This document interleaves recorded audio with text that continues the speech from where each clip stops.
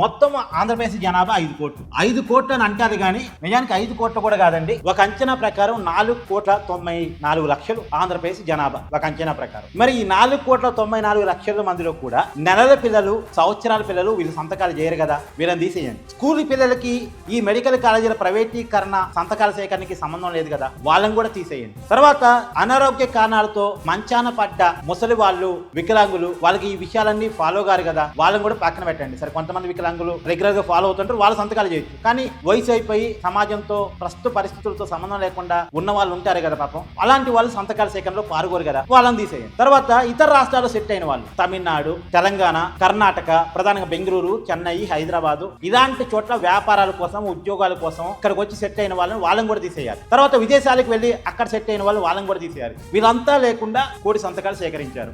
అంటే దగ్గర 4 కోట్ల మందిలో 1 కోటి సంతకాలు సేకరించారు. అంటే ప్రతి నరుగుల్లో ఒకళ్ళు సంతకం తీసుకున్నారు అని అర్థం. నిజంగా ప్రతి నరుగుల్లో ఒక సైన్ తీసుకున్నారా? ప్రతి నరుగుల్లో ఒక సైన్ తీసుకోవాలి అంటే ప్రతి ఇంటికి కూడా వైసీపీ వెళ్ళి ఉండాలి. నిజంగా అలా వెళ్ళిందా? రియాలిటీలో అది మనకు కనపడిందా? ఇంత పెద్ద సంతకాల సేకరణ జరిగినప్పుడు ప్రజలందరికీ కనపడింది కదా. ఒకప్పుడు జగన్మోహన్ రెడ్డి గారు మెడికల్ కాలేజీల ప్రైవేటీకరణ నిరసిస్తూ అనకాపల్లి జిల్లా వెళ్లారు. నర్సీపట్నం మెడికల్ కాలేజీని చూసొచ్చారు. అక్కడ జనం కూడా వచ్చారు. ఆ ప్రోగ్రామ్ మనందరికీ కనపడింది. బాగా చేశారు జగన్మోహన్ రెడ్డి గారు అనిపించింది కనిపించింది. మరి అలాగే ఈ ప్రోగ్రామ్ కూడా కనపడాలిగా. మరి ఎందుకు కనపడలే? కనపడకుండా 1 కోటి సంతకాలు సేకరించామంటే ఎవరు పెట్టారు ఈ 1 కోటి సంతకాలు? వైసీపీ కార్యకర్తలు పెట్టుకుని ఉన్నారు. 1,00,000 మంది కార్యకర్తలతోటి తలా 100 సంతకాలు సేకరిస్తే 1 కోటి అయిపోయా. అదే 1,00,000 మంది కార్యకర్తలు 500 సంతకాలు పెడితే 5 కోట్ల మంది సంతకాలు కూడా చూపించవచ్చు. సంతకాలు చూపించడానికి ఏముంది అసలు?